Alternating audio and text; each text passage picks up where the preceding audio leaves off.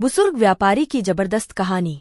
एक बुजुर्ग व्यापारी था जिसके 2 बेटे थे और उन दोनों की शादी हो चुकी थी और उन दोनों लड़कों के बच्चे थे। उस बुजुर्ग व्यापारी की मार्केट में मिठाई की बहुत बड़ी दुकान थी। उसी दुकान पर उसके दोनों बेटे भी काम करते थे जो अपने पिता की मिठाई की दुकान चलाने में मदद करते थे। उनकी दुकान पूरे मार्केट में सबसे अच्छी चलती थी। उस बुजुर्ग व्यक्ति को पूरा शहर जानता था और उसकी बहुत इज्जत करते थे। एक समय की बात है जब दिवाली का समय था। उस समय उनकी मिठाई की दुकान पर बहुत भीड़ रहती थी क्योंकि सीजन था। उनकी दुकान पर एक व्यक्ति आता है और उनसे मिठाई खरीदता लेता है और जाने लगता है। तो वह बुजुर्ग व्यक्ति उस व्यक्ति से कहता है, साहब मिठाई के 500 रुपये तो दे दीजिए। व्यक्ति, पैसे दे तो दिए और कितने पैसे चाहिए? बुजुर्ग व्यक्ति, साहब अभी आपने पैसे नहीं दिए। व्यक्ति, अरे बूढ़े पागल हो गया है क्या, तुझे पैसे दे तो दिए। और उनकी बहस होने लगती है और इतने में उस व्यक्ति को गुस्सा आ जाता है और वह उस बुजुर्ग व्यक्ति में एक थप्पड़ मार देता है।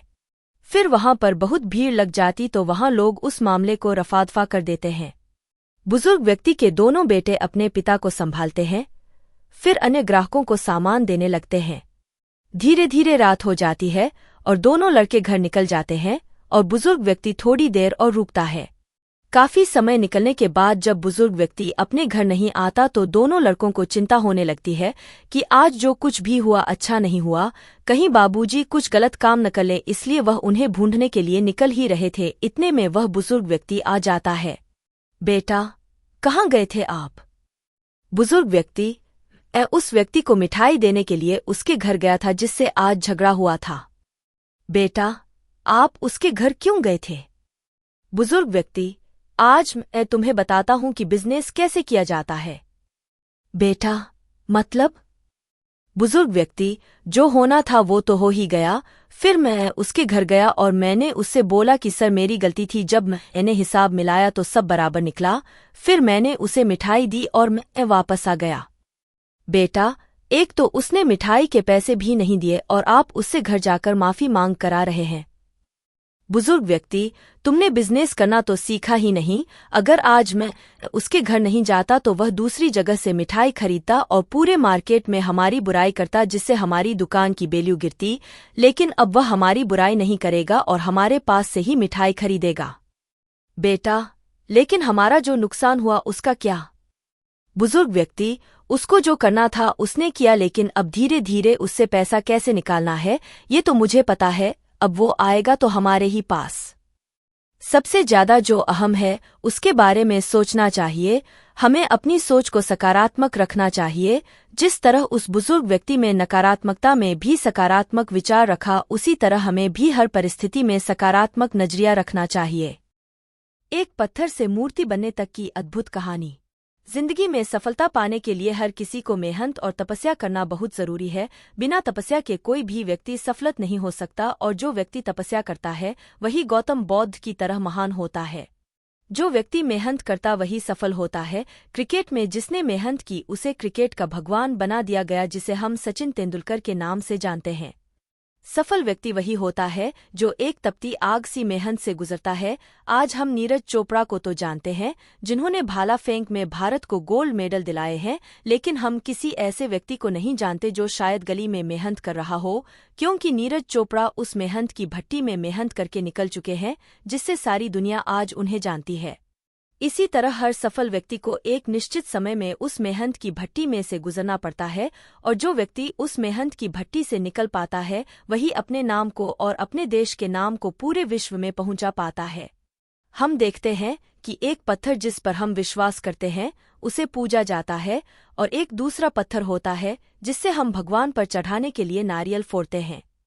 पत्थर तो एक ही होता है, लेकिन एक पत्थर छैनी हथौड़े की मार झेल कर भगवान बन जाता है और दूसरा छैनी हथौड़े की मार से टूट जाता है।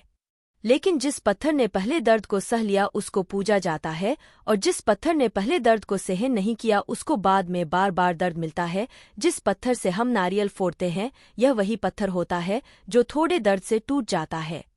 कई बार हम देखते हैं कि एक व्यक्ति बहुत सफल होता है और वहीं एक व्यक्ति असफल होता है। ऐसा क्यों होता है और इसके पीछे का सही कारण क्या होता है? जो व्यक्ति सफल होता है उसे देखकर कई लोग ये भी बोलते हैं कि इसकी किस्मत अच्छी थी, लेकिन उसके पीछे का संघर्ष कोई नहीं देखता। और आज की कहानी उन्हीं लोगों के लिए है जो कहते हैं कि सफलता किस्मत से मिलती है। एक बार राजा अकबर लड़ाई का अभ्यास कर रहे थे और वह बहुत अच्छे से अभ्यास कर रहे थे। सभी मंत्रीगण उन्हें अभ्यास करते हुए देख रहे थे कि अचानक से राजा की तलवार से उनका अंगूठा कट जाता है। तो सभी लोग डर जाते हैं और राजा का उपचार किया जाता है। तभी बीरबल बोलते हैं कि जो हुआ अच्छा हुआ। बीरबल के इतना बोलते ही राजा को ये बात सुनकर बीरबल पर बहुत क्रोध आया और राजा गुस्से में बीरबल से बोलते हैं, ये क्या बकवास कर रहे हो बीरबल। तो बीरबल फिर बोलते हैं कि महाराज जो हुआ अच्छा हुआ। इतना सुनते ही राजा अकबर अपने सिपाहियों से बोलते हैं कि बीरबल को पकड़कर कारावास में डाल दो। इसकी इतनी हिम्मत, मेरा अंगूठा कट गया और ये बायल रहा है कि जो हुआ अच्छा हुआ। और बीरबल को पकड़कर कारावास में डाल दिया जाता है। कुछ दिन बीतते हैं। राजा एक दिन शिकार करने के लिए जंगल जाते हैं और जंगल में एक शेर का पीछा करते करते इतना आगे निकल जाते हैं कि उनके सिपाही पीछे छूट जाते हैं। राजा अकबर शिकार का पीछा करते करते अपने राज्य से आगे निकल जाते हैं और जंगल में कुछ लोग रहते हैं जिन्हें वनमानुष कहते हैं। वह राजा अकबर को पकड़ लेते हैं। तो राजा उनको बोलते हैं कि मैं अकबर हूँ राजा अकबर। तो वह लोग उनसे बोलते हैं कि तुम होगे अपने राज्य के राजा, यहाँ जंगल में नहीं। और वह राजा को पकड़कर बलि देने के लिए तैयार करते हैं। अब जब राजा की बलि देने का समय आया तो वो लोग एक बुजुर्ग आदमी को बुलाते हैं। वो जांच करता है कि बलि पूर्ण है या नहीं। तो वह व्यक्ति जांच करता है और जांच करने के बाद बोलता है कि इस व्यक्ति की बलि नहीं लग सकती, क्योंकि इसका तो अंगूठा कटा हुआ है। इस व्यक्ति को छोड़ दिया जाए। तो वो लोग राजा को छोड़ देते हैं। तो राजा अपने घोड़े पर बैठकर वहां से निकल आता है और अपने राज्य में आ जाता है। महल में पहुंचते ही राजा सबसे पहले सिपाहियों से बोलते हैं कि बीरबल को बुलाओ। बीरबल को बुलाया जाता है और राजा सबको वह बात बताता है कि कैसे अंगूठे के कटे होने के कारण उनकी जान बच जाती है। और राजा बोलते हैं कि तुमने सही बोला था, बीरबल जो होता है अच्छे के लिए होता है। लेकिन राजा अकबर बोलते हैं, ये तो मैंने माना कि अंगूठे का कटना मेरे लिए अच्छा हुआ, लेकिन तुम्हें जेल जाना पड़ा, तो इसमें तुम्हारे साथ क्या अच्छा हुआ। तो बीरबल मुस्कुराते हैं और राजा अकबर से बोलते हैं कि महाराज, अगर आप मुझे कारावास में नहीं डलवाते तो मैं आपके साथ ही जंगल में शिकार पर जाता और आपके साथ वह लोग मुझे भी पकड़ लेते। और आपका अंगूठा तो कटा हुआ था, लेकिन मैं तो पूरा सही था। वो लोग आपकी जगह मेरी बलि चढ़ा देते, इसलिए जो हुआ अच्छा हुआ। इसलिए तभी से ये कहावत चली आ रही है कि जो होता है अच्छे के लिए होता है। हम कई बार परेशानियों में पड़ जाते हैं कि ऐसा क्यों हो रहा है, ये तो भगवान ने हमारे साथ गलत किया, ऐसा नहीं होना चाहिए था। लेकिन हम सिर्फ वही देख पाते हैं जो हमारे सामने होता है, लेकिन भगवान वह देख लेते हैं जाए हमारे साथ होने वाला होता है। आपने कई बार यह लाइन सुनी होगी कि भगवान हमें वह नहीं देता जो हमें सही लगता है, भगवान हमें वह देता है जो हमारे लिए सही होता है। भगवान बचाने आएंगे। जबरदस्त कहानी। एक गांव में एक पुजारी रहता था जो भगवान शिव की पूजा किया करता था। वह पुजारी रोज पूजा करने मंदिर में जाता था, चाहे कुछ भी हो, वह रोज भगवान शिव के मंदिर में पूजा करने जाता था। एक दिन गांव में मूसलाधार बारिश हो रही थी। कोई भी व्यक्ति अपने घर से बाहर नहीं निकल रहा था, लेकिन पुजारी फिर भी भगवान शिव के मंदिर में पूजा करने के लिए निकल जाता है। मंदिर में पहुंचकर पूजा करता है और पूजा करके वह घर की ओर निकल आता है। कुछ देर बाद वहां पर आर्मी की कुछ गाड़ियां आती हैं और ऐलान करती हैं कि गांव के पास के डैम में पानी ज्यादा भर जाने से डैम कभी भी टूट सकता है, इसलिए गांव को खाली करना पड़ेगा। तो सभी लोग अपना सामान बांधकर हमारे साथ चलो। गांव के सभी लोग वहां से निकलने लगते हैं और पुजारी से भी चलने के लिए कहते हैं। तो पुजारी कहता है, इन आर्मी वालों के साथ नहीं जाऊंगा, मुझे बचाने स्वयं भगवान आएंगे। पुजारी लोगों की बात नहीं मानता और अपने घर के अंदर चला जाता है। कुछ घंटों बाद गांव के पास का डैम टूट जाता है और गांव में बाढ़ आ जाती है। बाढ़ आने से वहां अफरातफरी मच जाती है, चारों ओर हाहाकार मच जाता है। कुछ ही देर में गांव में फंसे हुए लोगाय को बचाने के लिए नावें आती हैं और सभी को चलने के लिए बोलते हैं। फंसे हुए लोग नाव में चढ़कर जाने लगते हैं और पुजारी से भी अपने साथ चलने को कहते हैं। तो पुजारी अपनी छत पर चढ़ जाता है और कहता है, मैं नहीं जाऊंगा, मुझे बचाने भगवान स्वयं आएंगे। नाव वाले लोग भी वहां से चले जाते हैं और गांव में सब कुछ डूब जाता है। फिर एक हेलीकॉप्टर आता है और वहां पर पुजारी को डूबते हुए देखकर आर्मी वाले उससे चलने के लिए कहते हैं। तो पुजारी फिर से उनसे मना कर देता है और उनसे कहता है, जब तक भगवान स्वयं मुझे लेने नहीं आएंगे तब तक मैं नहीं जाऊंगा। आर्मी वाले लोग उससे कहते हैं कि हमें भगवान ने ही भेजा है, पुजारी जी हमारे साथ चलिए। लेकिन पुजारी अपनी जिद पर अड़ा रहता है और उनके साथ नहीं जाता। फिर आर्मी वाले वहां से चले जाते हैं। कुछ ही देर बाद पुजारी पानी में डूबकर मर जाता है। पुजारी मरकर जैसे ही स्वर्ग में पहुंचता है तो वह भगवान पर बहुत जोर से गुस्सा करता है कि शिवजी, मैंने आपकी पूरी जिंदगी सेवा की, पूजा अर्चना की और आप मेरी मदद के लिए नहीं आए। तो शिवजी बोलते हैं कि कौन कहता है मैं नहीं आया। तो पुजारी बोलता है, आप नहीं आए तभी तो मैं डूबकर मर गया। अगर आप आ जाते तो मुझे बचा लेते और मैं आज जीवित होता। तो भगवान शिवजी कहते हैं कि तुम्हें मैंने नहीं, तुम्हें तुम्हारे अहंकार और जिद ने मारा है, क्योंकि पहले मैं तुम्हें बचाने गाड़ी से आया, जब तुम मेरे साथ नहीं गए तो फिर मैं तुम्हें बचाने नाव से आया, और तुम फिर भी मेरे साथ नहीं चले तो मैं फिर से तुम्हें बचाने है हेलीकॉप्टर से आया, लेकिन तुम फिर भी मेरे साथ नहीं आए। अब तुम क्या चाहते हो? मैं हाथ में त्रिशूल लेकर ही तुम्हें बचाने आऊं। इसमें तुम्हारी गलती है कि तुमने मुझे पहचाना नहीं, इसीलिए तुम डूब गए।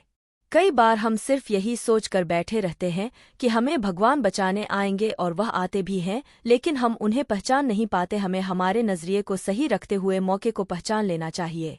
मौके का कोई रूप नहीं होता, हमें बस मौके को समझना आना चाहिए, क्योंकि अगर मौके को सही समय पर नहीं पकड़ा गया तो हमें और भी परेशानियों का सामना करना पड़ सकता है। कई बार मौका हमारी आंखों के सामने रहता है लेकिन हम उसे पहचानते नहीं हैं। मौके को पहचानने के लिए हमें बारीकी से सावधानी पूर्वक सोचने की जरूरत होती है। एक पत्थर से मूर्ति बनने तक की अद्भुत कहानी। जिंदगी में सफलता पाने के लिए हर किसी को मेहनत और तपस्या करना बहुत जरूरी है। बिना तपस्या के कोई भी व्यक्ति सफल नहीं हो सकता, और जो व्यक्ति तपस्या करता है वही गौतम बुद्ध की तरह महान होता है। जो व्यक्ति मेहनत करता वही सफल होता है।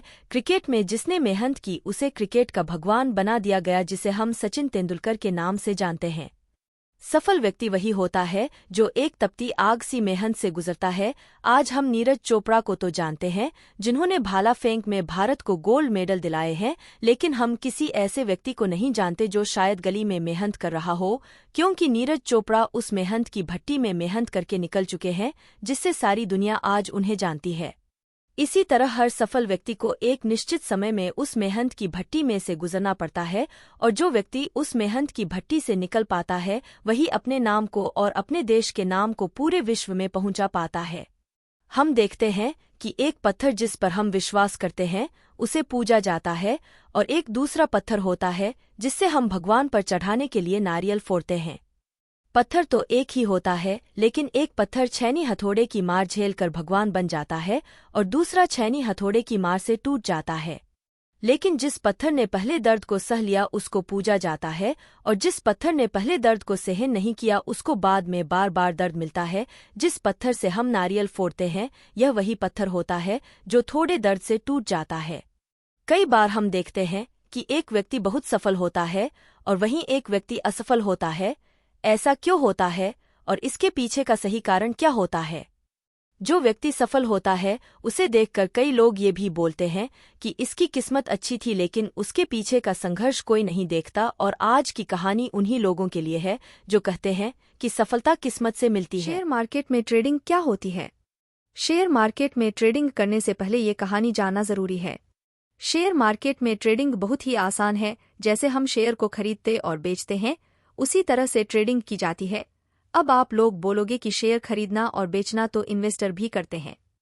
बिल्कुल हाँ, ट्रेडिंग भी ठीक इसी तरह की जाती है, बस फर्क सिर्फ इतना सा होता है कि इन्वेस्टर शेयर को ज्यादा समय के लिए खरीद कर रखता है और ट्रेडर शेयर को कम समय के लिए खरीदते हैं या शेयर को खरीदते और बेचते रहते हैं।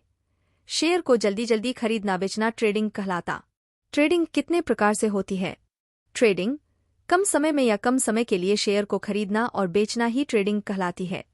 इसके भी कई प्रकार होते हैं, जैसे कम पर खरीदना, ज्यादा पर बेचना या ज्यादा पर खरीद कर कम पर बेचना, ये भी ट्रेडिंग कहलाती है। एक डे ट्रेडिंग, रोज शेयर खरीदना रोज बेचना। स्विंग ट्रेडिंग, शेयर खरीद कर जब फायदा हो जाए शेयर को बेच देना। हो सकता है फायदा 3 दिन में हो जाए या हो सकता है 15 दिन भी लग जाएं।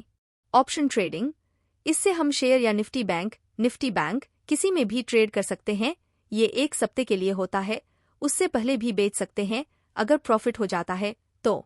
शेयर बाजार एक ऐसा माध्यम है जहां आप अपना पैसा निवेश कर सकते हैं, क्योंकि शेयर बाजार में कई सारी कंपनियां रजिस्टर्ड होती हैं जिनमें स्टॉक एक्सचेंज के माध्यम से हम अपना पैसा शेयर बाजार में इन्वेस्ट कर सकते हैं। हाल ही में पूछे जाने वाले सवाल: शेयर बाजार क्या है? इंट्राडे ट्रेडिंग क्या है? पेनी स्टॉक क्या है? इनसाइडर ट्रेडिंग क्या है? शेयर बाजार में निवेश कैसे करें? शेयर मार्केट में ट्रेडिंग कहां से कर सकते हैं? शेयर मार्केट में ट्रेडिंग करने के लिए हमें अलग से कुछ करने की जरूरत नहीं होती है, हम अपने डीमेट अकाउंट से ही ट्रेडिंग कर सकते हैं।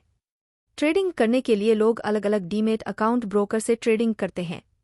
आप ट्रेडिंग करने के लिए या शेयर मार्केट में निवेश करने के लिए अपना डीमेट अकाउंट ग्रो ऐप में खोल सकते हैं। स्टॉक मार्केट में ट्रेडिंग करने के लिए आप कई सारे ब्रोकर ऐप की मदद से अपना डीमेट अकाउंट खुलवा सकते हैं, लेकिन कई सारे ब्रोकर ऐप में बहुत ज़्यादा चार्ज लगता है, इसलिए सही ब्रोकर ऐप को चुनें जिसमें कम से कम चार्ज लगे। शेयर मार्केट में ट्रेडिंग करना चाहिए या नहीं? वैसे तो ये हर इंसान का खुद का अलग अलग सुझाव ओपिनियन होता है, लेकिन अगर वाकई में देखा जाए तो कई लोग शेयर मार्केट में ट्रेडिंग से एक दिन का लाखों भी कमाते हैं, तो वहीं कई सारे लोग इसी शेयर मार्केट में ट्रेडिंग से लाखों गवा भी देते हैं। ऐसे में क्या किया जाए, ये सबसे बड़ी समस्या है।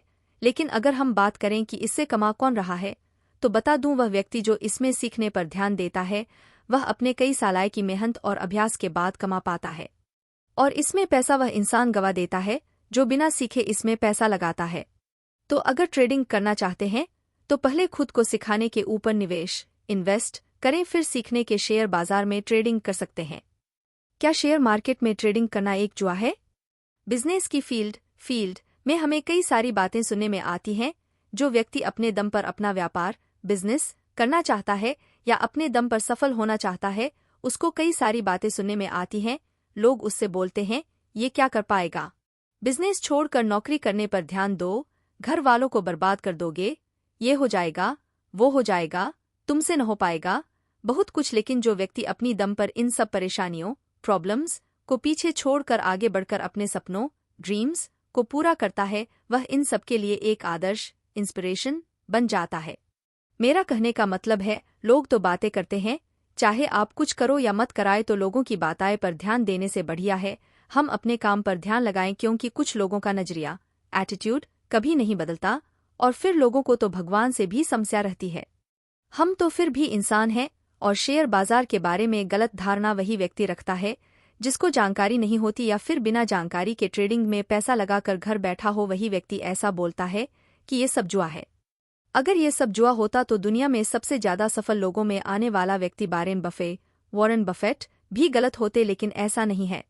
भारत में भी कई सारे ऐसे लोग हैं जो अच्छी निवेश रणनीति इन्वेस्टिंग स्ट्रैटेजी और अपनी सूझबूझ से शेयर बाजार से ही करोड़ों रुपए कमाकर अपनी जिंदगी को शान से जी रहे हैं, जैसे राधाकिशन दमानी, विजय केडिया, राकेश झुनझुनवाला आदि। शेयर मार्केट में ट्रेडिंग करने से पहले ये कहानी जानना जरूरी है। जेसी लिवरमोर अपने समय के महानतम स्टॉक ट्रेडर थे।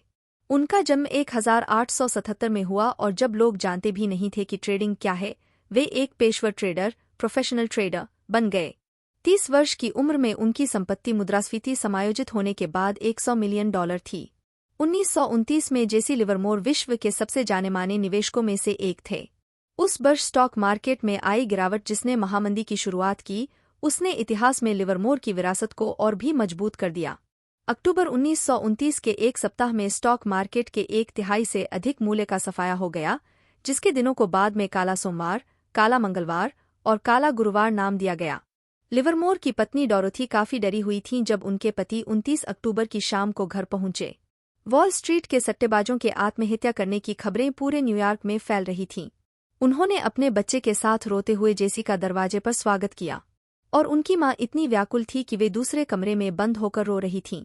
जीवनी लेखक टॉम रूबिथॉन के अनुसार जेसी कुछ पलों तक हक्के बक्के होकर खड़े रहे, यह समझने से पहले कि आखिर हो क्या रहा था। फिर उन्होंने अपने परिवार को यह खबर सुनाई। भाग्य की दरकार और मौलिक सूझ से वे स्टॉक मार्केट में गिरावट पर दाव लगा रहे थे। आपका मतलब हम बर्बाद नहीं हुए? डोरोथी ने पूछा। नहीं प्रिय, आज मेरा ट्रेडिंग में सबसे अच्छा दिन था। हम शानदार ढंग से अमीर हो गए हैं और जो भी चाहे वह कर सकते हैं, जेसी ने कहा। डोरोथी दौड़कर अपनी माँ के पास गई और उन्हें चुप होने को कहा। एक ही दिन मेकन जेसी लिवरमोर ने $3 बिलियन से भी अधिक के बराबर की कमाई की थी। Stock market. राम और श्याम कहानी। एक बार गांव के सभी लोगों ने सरपंच के सामने पानी की समस्या को लेकर बात की तो सरपंच ने एक तरीका निकाला। तरीका यह था कि जो भी पहाड़ी से पानी लाकर गांव के कुएं में डालेगा उसको एक बाल्टी के 10 रुपये मिलेंगे। तो राम और श्याम दोनों ने सोचा कि अब हम कोई काम तो करते नहीं हैं, यह काम अच्छा है, हमारा काम भी हो जाएगा और हम पैसे भी कमा लेंगे। यह सोचकर राम और श्याम दोनों अगले दिन से काम पर लग जाते हैं। वह पहले कुछ दिन तो एक बाल्टी से पानी डालते हैं, फिर वह दोनों हाथ में बाल्टी लेकर पहाड़ी पर जाने लगे और पहाड़ी से पानी भरकर गांव के कुएं में पानी डालने लगे। कुछ दिन तक राम और श्याम दोनों ऐसे ही काम करते हैं, लेकिन राम दुबला पतला था तो वह बहुत थक जाता था। एक दिन राम सोचता है कि ये काम हम कब तक करेंगे, ऐसे तो हम जल्द ही बीमार पड़ जाएंगे और जब हम काम नहीं कर पाएंगे तो हमारे पास पैसा भी नहीं आएगा। यही सोचते सोचते शाम हो जाती है। राम जब रात को घर पर था तो उसके दिमाग में एक बात आती है कि क्यों न एक पाइपलाइन बिछा दें ताकि बिना थके और कम मेहनत में पानी पहाड़ी से सीधा गांव में आने लगे। राम को यह आइडिया बहुत अच्छा लग रहा था। दूसरे दिन जब राम और श्याम पहाड़ी पर पानी भरने के लिए जा रहे थे तो राम ने यही आइडिया श्याम को भी बताया, लेकिन श्याम को यह बात ज्यादा पसंद नहीं आई और राम को भी ऐसा करने से मना कर दिया। लेकिन राम को यह आइडिया बहुत अच्छा लग रहा था क्योंकि राम आज की नहीं आने वाले कुछ सालों बाद की सोच रहा था, लेकिन श्याम तो बस यही सोच रहा था कि अभी का काम चल जाए, इसलिए श्याम पाइपलाइन का मना कर रहा था। राम रात को सोचता रहा कि पाइपलाइन कैसे डलेगी, इसमें तो पैसा भी लगेगा। फिर वह सोचता है कि यह बात मैं अपने सरपंच को बताऊंगा, अगर यह बात सरपंच को समझ में आ गई तो पैसे की समस्या भी समाप्त हो जाएगी। राम दूसरे दिन सरपंच के पास जाता है, लेकिन सरपंच भी उसकी बात से इनकार कर देता है और कहता है कि अगर ऐसा हो सकता तो पहले ही हो जाता, लेकिन ऐसा नहीं हो सकता। और राम से कहता है कि देखो तुम्हारा खास दोस्त भी तो बाल्टी ही भर रहा है, तुम भी ऐसा ही करो। राम की बात पर कोई भी ध्यान नहीं दे रहा था, पर राम को यह पता था कि अगर आज बाल्टी भरते रहे तो आने वाले समय में राम ज्यादा काम नहीं कर पाएगा और आगे जाकर जब उसकी तबीयत खराब हो जाएगी तो पैसा आना भी बंद हो जाएगा। राम ने यह ठान लिया कि कोई साथ दे या ना दे लेकिन वह पाइपलाइन जरूर डालेगा।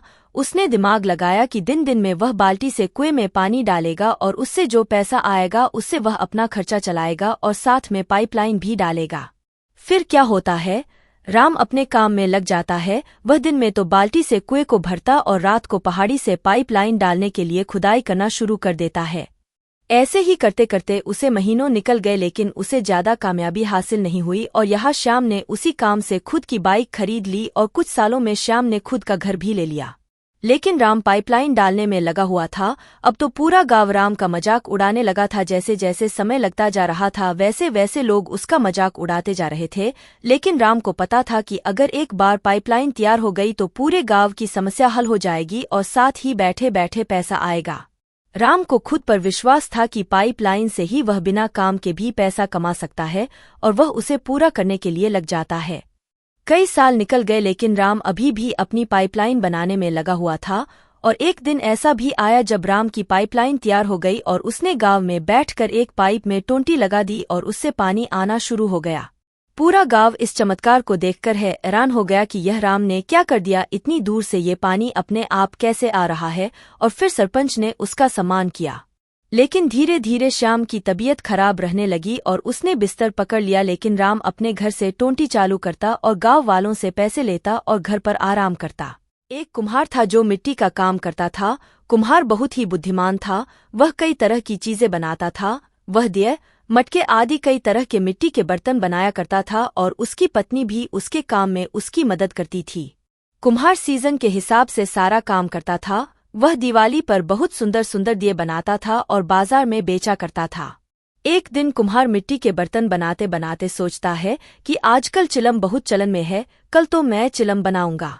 कुम्हार दूसरे दिन उठता है और सुबह से ही चिलम बनाने के लिए मिट्टी को आकार देने लगता है। इतने में उसकी पत्नी पानी लेकर आती है और पूछती है कि आप क्या बना रहे हो। कुम्हार अपनी पत्नी से बोलता है कि आजकल लोग चिलम बहुत ज्यादा पसंद करते हैं, इसलिए मैं चिलम बना रहा हूँ। तो उसकी पत्नी उससे बोलती है कि आजकल बहुत गर्मी पड़ रही है, तो आप सुराही क्यों नहीं बनाते। और इतना बोलकर कुम्हार की पत्नी वहां से चली जाती है। तो कुम्हार सोचता है कि गर्मी भी बढ़ती जा रही है, अगर मैं सुराही बनाता हूं तो मैं और भी ज्यादा पैसा कमा सकता हूं। और फिर वह सुराही बनाने के लिए मिट्टी का आकार देने लगता है। इतने में मिट्टी से एक आवाज आती है कि धन्यवाद हो तुम्हारा कुम्हार, जो तुम मुझे सुराही बना रहे हो। तो कुम्हार पूछता है, तुम मुझे धन्यवाद क्यों कह रही हो?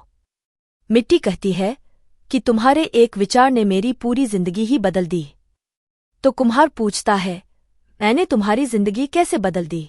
मिट्टी कहती है, तुम पहले मुझे एक चिलम का आकार दे रहे थे जिससे मैं एक चिलम बनकर खुद भी जलती और लोगों को भी जलाती, लेकिन अब तुम मुझे एक सुराही का आकार दे रहे हो जिससे मैं एक सुराही बनूंगी जिसमें शीतल जल भरा होगा, जिससे मैं बिल्कुल ठंडी रहूंगी और जो भी प्यासा इस शीतल जल को पिएगा वह भी ठंडे पानी से अपनी प्यास बुझा सकेगा। तुम्हारे इस विचार से तो मेरा जीवन ही बदल गया है। और फिर वह कुम्हार उस मिट्टी से बहुत सी सुराही बनाकर बाजार में बेचता है। यह एक छोटी सी कहानी हमें बहुत बड़ा संदेश देती है कि कैसे एक छोटा सा विचार बहुत बड़ा बदलाव ला सकता है। जिस तरह इस कहानी में थोड़े से विचार के परिवर्तित होने से एक जहर बनने वाली मिट्टी भी अमृत बन गई। एक बार जंगल में एक ऐलान हुआ कि आज से कुछ दिनों बाद जंगल में मेंढकों की रेस का आयोजन रखा गया है। जो मेंढक इस रेस को जीतेगा उसे बहुत सारी सुविधाएं और पुरस्कार दिए जाएंगे। इस घोषणा से जंगल में धूम मच गई और सारे मेंढक तैयारी करने लगे। रेस का दिन आया तो 100 मेंढकों ने रेस में भाग लिया। सभी मेंढक रेस में लाइन से खड़े हो गए। उनके आसपास जो भीड़ उन्हें देखने आई थी वह चिल्ला रही थी कि ये कैसी रेस है, मेंढक रेस ऐसी भी कोई रेस होती है? ये सब मेंढक कुछ ही दूर जाकर थक कर मर जाएंगे, ऐसी रेस हम तो पहली बार देख रहे हैं। भीड़ की ऐसी बातें सुनकर 20 मेंढक तो रेस से बाहर ही आ गए। बंदूक चली और रेस शुरू हुई। 80 मेंढक रेस कर रहे हैं, भाग रहे हैं। भीड़ चिल्ला रही है, पागलों मत भागो, थक हार कर मर जाओगे, तुम नहीं जीत पाओगे, रुक जाओ नहीं तो मर जाओगे। भीड़ की ऐसी बातों को सुनकर 50% मेंढकों ने हार मान ली और रुक गए। बाकी के 40 मेंढक अभी भी भाग रहे थे, रेस में दौड़े जा रहे थे, लेकिन उनमें से एक मेंढक बड़ी तेजी से भीड़ की बातों पर ध्यान दिए बिना दौड़े जा रहा था और भीड़ चिल्ला रही थी, तुम लोग भी रुक जाओ नहीं तो मारे जाओगे। ये बात सुनकर कई मेंढक धीमे हो गए, लेकिन एक मेंढक तेजी से दौड़े जा रहा था। कुछ मेंढक रेस की फिनिश लाइन तक पहुंचने वाले थे, फिर भी भीड़ चिल्ला रही थी कि ऐसा कुछ नहीं होता, रुक जाओ। रेस में आखिर तक पहुंचते पहुंचते सभी मेंढक रुक गए थे, सिर्फ एक मेंढक था जो भागे जा रहा था। सभी मेंढक और भीड़ चिल्ला रही थी, रुक जा, पागल हो गया है क्या, मर जाएगा, कुछ नहीं कर पाएगा। लेकिन एक मेंढक सबसे आगे जाते हुए फिनिश लाइन को पार करते हुए अपनी जीत को पक्का कर देता है। उस मेंढक को कई पुरस्कार दिए गए, उसे सम्मानित किया गया। उस मेंढक से मीडिया वाले और सभी पूछने लगे कि तुम कैसे जीत गए, तुम यहाँ तक कैसे पहुँच गए और इतने सारे मेडल जीत गए। लेकिन मेंढक ने कोई जवाब नहीं दिया। मीडिया वालों ने फिर से पूछा कि आपकी सफलता का राज क्या है, लेकिन मेंढक ने कोई जवाब नहीं दिया। पीछे से उसकी माँ बोलती है, मैं बताती हूँ। तो सभी मीडिया वाले मेंढक की माँ से पूछने लगते हैं कि यह मेंढक जवाब क्यों नहीं दे रहा। तो उस मेंढक की माँ मीडिया वालों को बताती है कि वह बचपन से ही बहरा और गूंगा है, यह नहीं कुछ बोल सकता है और न ही कुछ सुन सकता है, और अगर यह कुछ सुन पाता तो यह भी रेस हार जाता। क्योंकि यह बहरा है इसीलिए यह मेंढक रेस जीत पाया है, नहीं तो बाकी मेंढकों की तरह यह भी रुक जाता और जीत नहीं पाता। सफलता पाना है तो बहरे बन जाओ, कुछ मत सुनो, सुनो सिर्फ अपने दिल की, जो आप करना चाहते हो वह सिर्फ आप जानते हो। लोगों को तो सिर्फ बातें बनाने आती हैं, इसलिए सफलता मिलने तक बहरे बन जाओ। जो लोग तुम्हें नेगेटिव बोलें उनकी बात सुनो ही मत, क्योंकि जो लोग आज तुम्हें ताने मारते हैं वही लोग तुम्हारे सफल होने के बाद तुम्हारी तारीफ करेंगे और कहेंगे वह जो सफल कलेक्टर है ना, वह हमारा ही पड़ोसी है।